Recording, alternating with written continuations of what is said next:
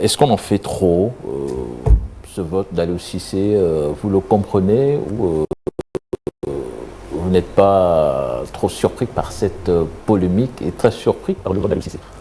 Ben, ça mérite polémique, pourquoi pas? Parce que c'est le sélectionneur local, quand même. C'est le sélectionneur de l'équipe nationale du Sénégal qui vote en 3e position pour notre meilleur joueur. D'autant plus qu'on disait même en ironisant que l'équipe nationale du Sénégal, c'est Sadio Dépendance. C'est comme qui dirait l'autre, un seul être vous manque et tout est dépeuplé. On l'a vu pendant la Coupe du Monde. On n'a pas fourni le meilleur jeu qu'on pouvait s'attendre du Sénégal. On ne l'a pas eu. Mais parce que Sadio Mané n'était pas là. S'il était là-bas, mais tout le monde aurait eu beaucoup plus de courage et d'abnégation ou même de conviction en se disant qu'on pourrait aller loin. Est-ce qu'on peut comprendre qu'il s'est appuyé sur cette absence pour ne pas voter? Mais ce n'est pas une raison. Encore une fois, qu'on a vu Sadio Mané quand il a eu sa commotion cérébrale.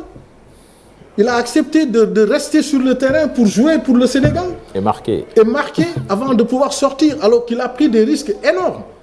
Et Liverpool même avait écrit à la FIFA pour demander des explications pour ce traumatisme-là. Et quelqu'un comme ça, qui a fait autant de sacrifices, et en plus qui est double ballon d'or, africain. Mais moi, je le mets en premier. Je vote sénégalais d'abord. Et après, je réfléchis. Mais je ne peux pas comprendre qu'aujourd'hui, qu'on me sorte que oui, Alioune a été objectif. Objectif dans quoi? C'est un Sénégalais contre d'autres. Et on vote n'est jamais objectif. Et voilà. Et donc, on sait comment ça se passe. Le lobbying, les journalistes sur qui on fait la pression, on met la pression plutôt, ou d'autres critères qui vont rentrer en jeu. Et tout ça, ça fait partie quand même du jeu aujourd'hui. Tout le monde le comprend. Le lobbying, c'est partout. Ça rejaillit partout, dans tous les votes. Et on ne peut pas comprendre aujourd'hui notre meilleur joueur, aujourd'hui, à travers le monde, qui fait partie des 3 meilleurs joueurs au monde. Et en l'année où le Sénégal est champion d'Afrique. Champion d'Afrique. Pour la première fois de son histoire. On a eu le premier trophée grâce à Sadio Mané, quand même, il faut le dire. Parce que sans lui, cette équipe-là, elle ne vaut pas très cher. Hein. Mais non, tu ne peux pas aussi le mettre de côté en disant que non, je vote objectif parce que je mets Hakimi ou je mets Mbappé. Peu importe, même s'ils sont bons. Mais d'abord, je suis sénégalais. Quand on parle de patriotisme, c'est là où on voit le patriotisme sur place. On se dit, le gars, il est sénégalais d'abord, et après, maintenant, je réfléchis pour les autres. C'est pas méchant, ça. C'est comme l'ambassadeur du Sénégal à qui on demande de voter pour le Sénégal. Et aujourd'hui, tu votes pour l'Égypte. Tu dis que Salah est meilleur. Mais on te demandera de rentrer au pays demain. Darda. C'est aussi simple. Non, mais quand même, c'est aussi simple. Hein. C'est lui le sélectionneur. Moi, je suis ambassadeur. Je suis ambassadeur du Sénégal. Donc, si je vote Sénégal. Et Sénégal, c'est qui? C'est Sadio Mané qui nous représente. Je vote pour lui. Sauf qu'il a été très bon. Champion d'Afrique, finaliste de la Ligue des Champions, Ballon d'Or africain. Deuxième Ballon d'Or mondial. Deuxième Ballon d'Or mondial, voilà.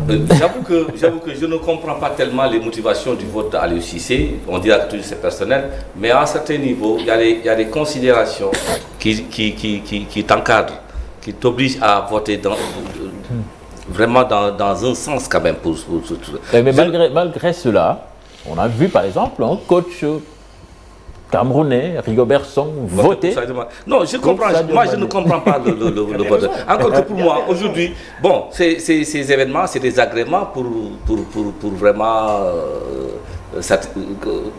récompenser des trucs comme ça. Ça, c'est un phénomène, on ne peut pas le nier. Mais excuse-moi, l'inverse. Aujourd'hui, on aurait demandé à Sadio Mané, en tant que meilleur joueur, de voter pour le meilleur sélectionneur national. Il va voter. Mais il va voter Aliou Cissé. Je le pense. Non, mais non. Je le pense. Mais je ne peux pas. Mais c'est pareil. C'est pareil. C'est un ambassadeur à qui on demande pour un vote. Il y a un Sénégalais qui y participe. Est-ce que tu dois voter pour lui ou pas? Aujourd'hui, dans ce cas de figure, si l'ambassadeur là ne vote pas pour un Sénégalais, honnêtement, il doit revenir rentrer. Man comprendre mon vote Aliou Cissé. Bon, peut-être dañu war set joxe ay critères ni on vote par rapport à Salah, par rapport aux statistiques, par rapport à l'influence dans le jeu, par rapport mais xam nga période bi ñu jël sur 17 mois, 1 mois de France Sadio Mané bi yàqalu ko dara parce que li mu wane ci période boobu yëpp gagné ci Coupe d'Afrique jël ci 2e Ballon d'Or jël ci Ballon d'Or africain yooyu yëpp mu wane que avec des prestations yoo xamante ne ñii seetoon xam nañu kii c'est l'un des meilleurs mënoon wax ñetti footballeur ci monde bi génn si Sadio Mané sur 3 votes successifs foog Sadio bokk ci benn yooyu. donc loolu Aliou Cissé amoon ay éléments pour ni su voté Sadio Mané kenn du ko wax da nga far bu fekk loolu la ragal mais mënul voter avec tous ces éléments là yoo xam ne objectifs. Par rapport aux prestations de Sadio Mané, par rapport à la Coupe d'Afrique qu'il vient de remporter, par rapport à son titre de Ballon d'Or, par rapport à son classement comme deuxième meilleur joueur derrière Benzema, il y a des éléments objectifs pour voter Sadio Mané. Mais léegi man li ma mënul xam mooy moom bi muy voté Achraf Hakimi si kaw Sadio Mané pendant ce temps man jàpp ma ni Achraf était le meilleur Marocain. J'aurais mis Amrabat, Bono le gardien ou Unai.